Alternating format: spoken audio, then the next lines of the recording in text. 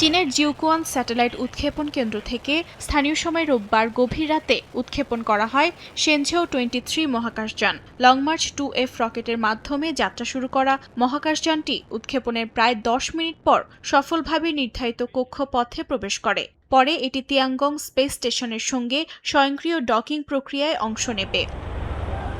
এই মিশনে রয়েছেন 3 নভোচারী, কমান্ডার ঝু ইয়াংঝু, ঝ্যাং ঝিওয়ান এবং লাই কা ইং।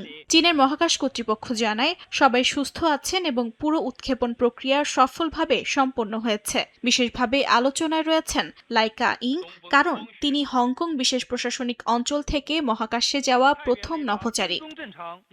শেনঝেও 23 মহাকাশযানটি তিয়াঙ্গংয়ের তিয়ানহে কোর মডিউলের রেডিয়াল পোর্টে সংযুক্ত হবে। এরপর শেনঝেও 21 দলের সঙ্গে দায়িত্ব হস্তান্তরের কাজ শেষ করে নতুন ক্রুরা তাদের মিশন শুরু করবেন। এবারের মিশনে একজন নভোচারী একটানা 1 বছর মহাকাশে অবস্থান করবেন, যা আগের শেনঝেও মিশনগুলোর তুলনায় দ্বিগুণ সময়।